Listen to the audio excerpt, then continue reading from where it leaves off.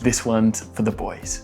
I work in a bookstore and one of the most commonly asked questions I receive is from young men asking what book they should read. G'day, my name's Tim. I'm a writer, I'm a reader, and I'm a creator. And in today's video, I would like to share the list of books that I would pick if I was a young man starting my reading journey all over again.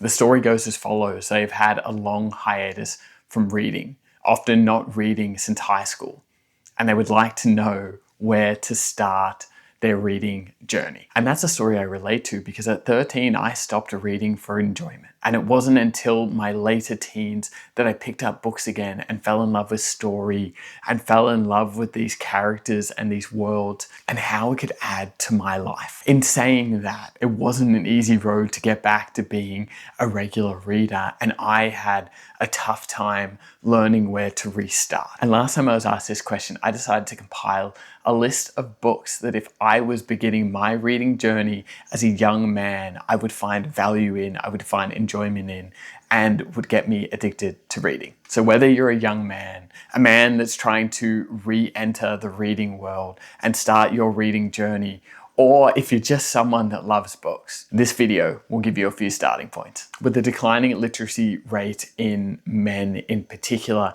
I wanted to provide a jumping off point for young men to be able to pick up books that I think will resonate with them and connect with them. And if you don't want to read any of these books, that is fine. The whole goal is to get you reading. So go out and pick something that you feel interested in, because that's what reading's about. Okay, these first two books are what I would call a gateway book. And what do I mean by a gateway book? A gateway book is a book that is a stepping stone into getting someone to read fiction. These are often non-fiction books that read a little bit like fiction, that have high adventure and a quick page turn account and addicting stories that keep you on the edge of your seat. I have two books that I want to include in this list. These are the only two non-fiction books on this list, and then I'm diving into some more fiction, so stick around for that. The first one on this list is Into the Wild by Jon Krakauer. This is a true story of a young man named Christopher McCandless who rejected conventional society and decided to venture off into the Alaska wilderness by himself. He hiked into the Denali National Park in 1992, deciding to avoid what regular society is and let go of those pressures and live off the land. He found an abandoned bus out in the Alaskan wilderness and survived for a period of time before passing away from starvation. Jon Krakauer does this fantastic job of capturing the essence of a young man who is really battling and reeling with the societal norms and where he fits in society, and registering this idea that he has to fit into this box that he doesn't feel like he fits into. The book feels like a father-son relationship with Jon Krakauer comparing his time in the outdoors and the elements to Chris's time in these elements and trying to interlink them. It was originally a long essay that eventually got turned into a book that eventually got turned into a film. The film is fantastic as well, by the way, and the soundtrack is one of the best soundtracks on a film of all time. This is just one of those stories that I feel like my brain comes back to from time to time when I'm struggling within society and struggling within the norms of this square and a peg in a square hole mentality. And the insight and the reflection that are provided in this story is a brilliant place to start one's reading journey, with reflection, introspection, and an adventure. The second gateway book I'm going to share with you today is Endurance: Shackleton's Incredible Voyage by Alfred Lansing. This is another true story and follows the journey of Ernest Shackleton's 1914 voyage to cross the Antarctic. The mission was simple: be the first crew to cross the Antarctic continent on foot. Unfortunately, that mission failed when their boat was frozen in and crushed by ice.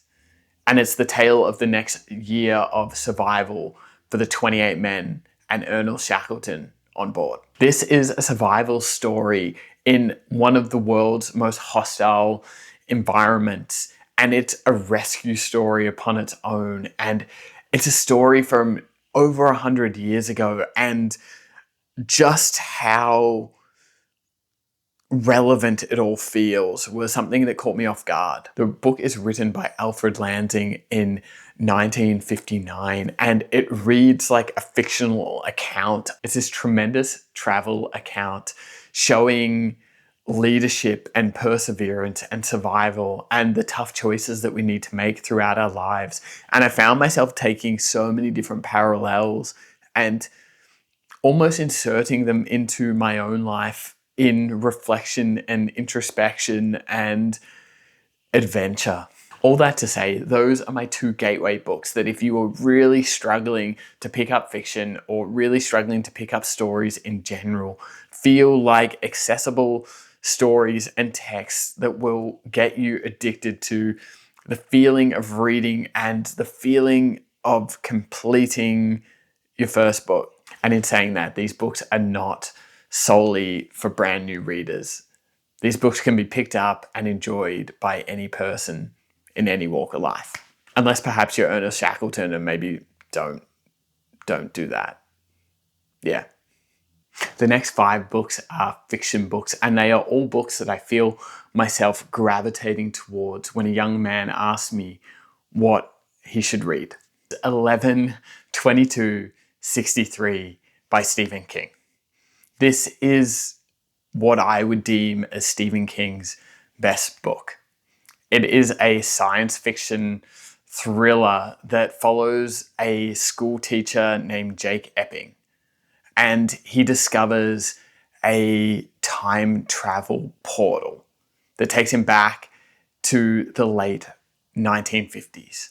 The time portal takes him back to 1958. His friend Al has it in his diner and proposes to Jake to go back into the past and try stop the John F. Kennedy assassination in 1963. His goal and his mission is to stop Lee Harvey Oswald in his assassination attempt. This story is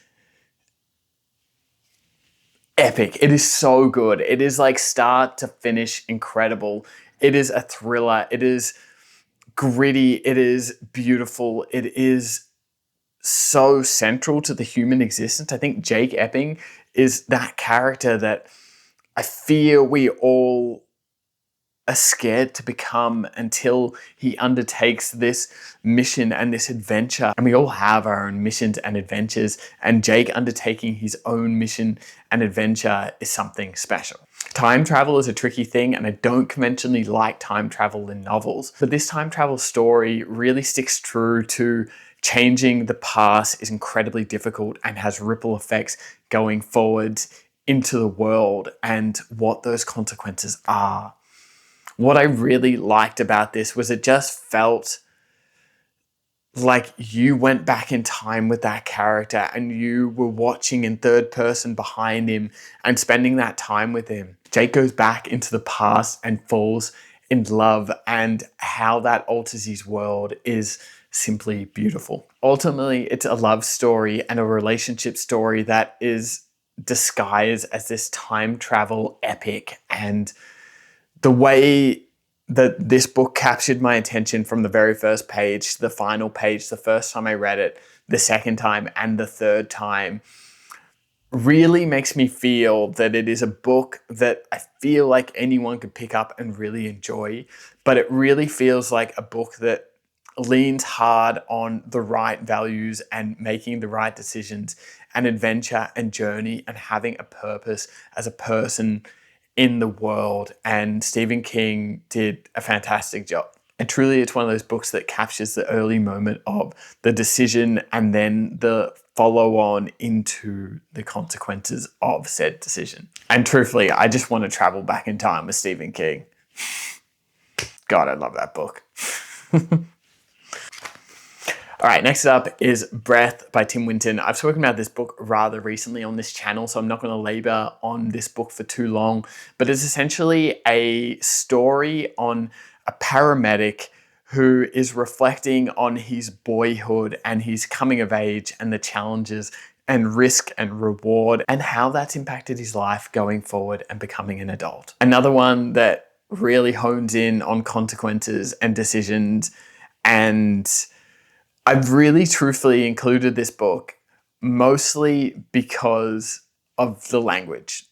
If you're being introduced to fiction for the first time, language and what you can do with language and story and the beauty of sentences on a page matters. And it's important for you to be able to see how powerful storytelling is, how powerful little details are, how powerful it feels when you close the page of a book and you think about that book for months on end afterwards. And Breath by Tim Winton is one of those novels that captures you with its beauty and its lessons without trying to over-explain itself. And of fear of over-explaining myself here, I'm going to stop. But that's Breath by Tim Winton.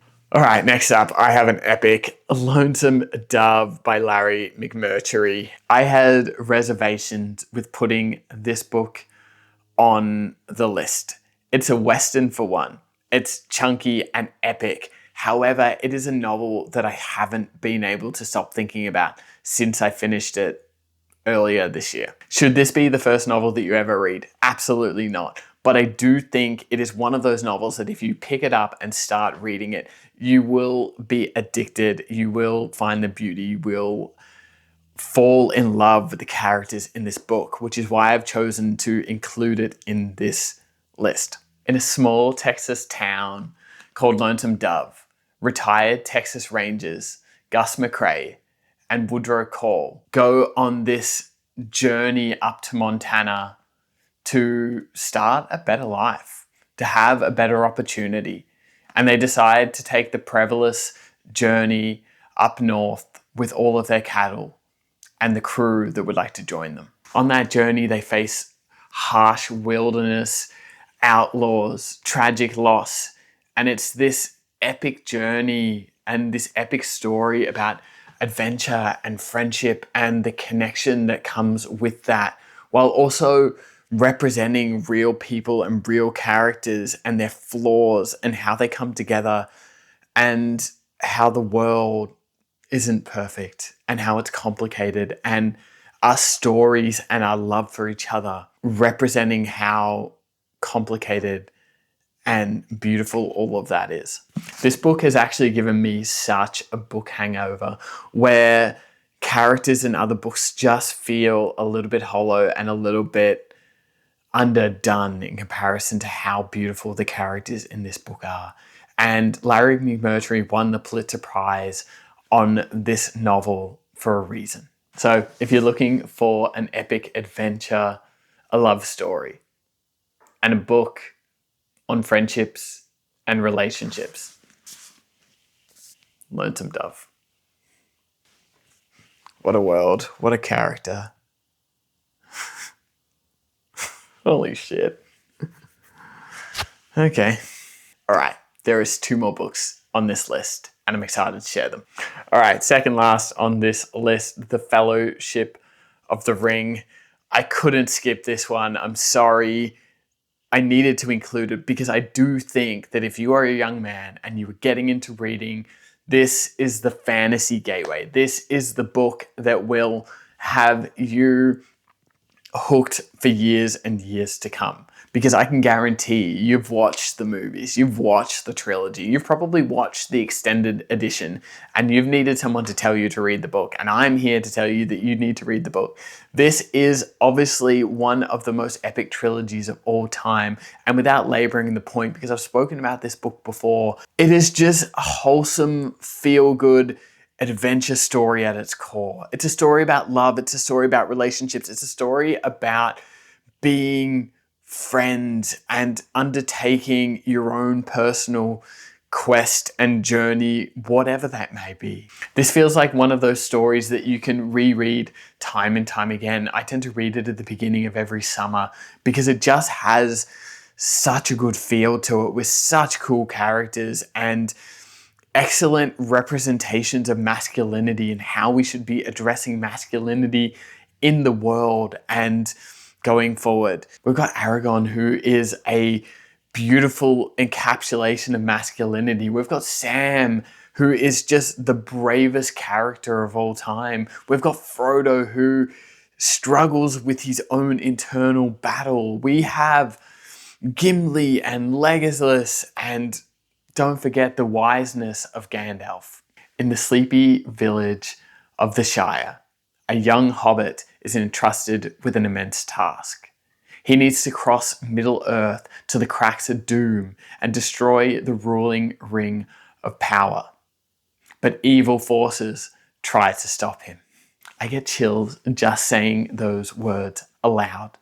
I get excited every single time I think about the Fellowship of the Ring and the trilogy as a whole, but the Fellowship of the Ring is easily my favorite. And I just feel that if you are starting your reading journey, this is a pretty good place to start, man. What I will also add is that The Fellowship of the Ring was first published in 1954. And I want to say, don't let that deter you, because it still holds up incredibly well from a language standpoint, incredibly well from a storytelling standpoint.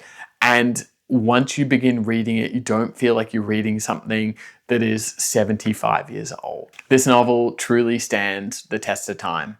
Okay, once the sun comes back, hopefully in a few weeks here, I'm going to reread this one. All right, the final book on this list today is The Warded Man by Peter V. Brett, also in Australia known as The Painted Man by Peter V.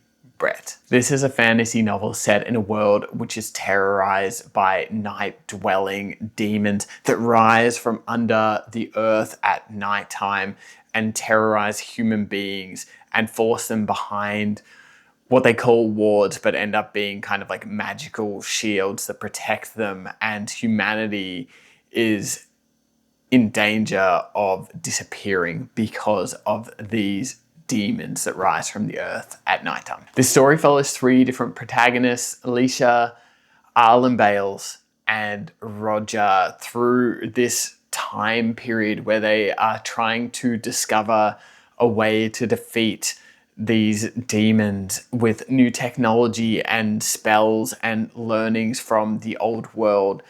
And Arlen Bales in particular is the person that discovers these things at his disposal, and it covers kind of like his life from being a young boy up until he's kind of in his apprenticeship years and then through into an adult. And it is just an epic quest. And this trio is trying to fight for humanity and break a cycle that has been around longer than anyone can recall.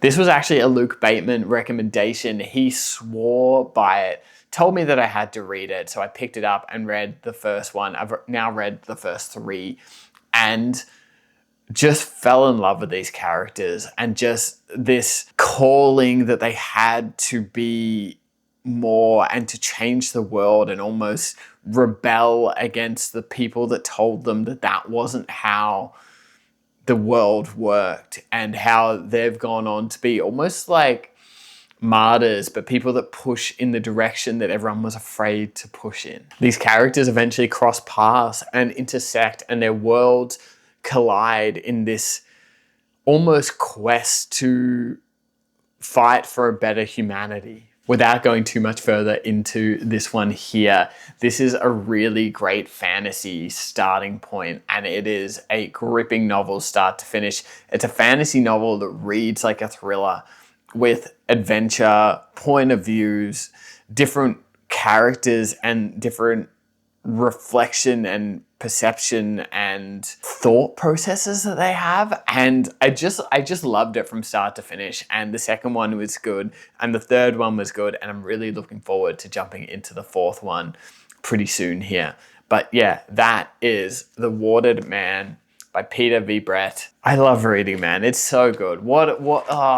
Anyway, that one was for the boys. I hope that gives you a jumping off point to start your reading journey if you're at the beginning, or if you've had a break, or if you're just a person that loves reading, because these are a fun series of books and there are many more that you could add to that list. So if you want to add any below in the comments below for the other boys, for the girls, for anyone, I would love to hear them below in the comments. If you would like a part 2, let me know. I've got a longer list that I could add to here. We need young men reading more books to learn what healthy masculinity looks like, to learn what empathy is, to discover things about themselves and their journey and their adventures.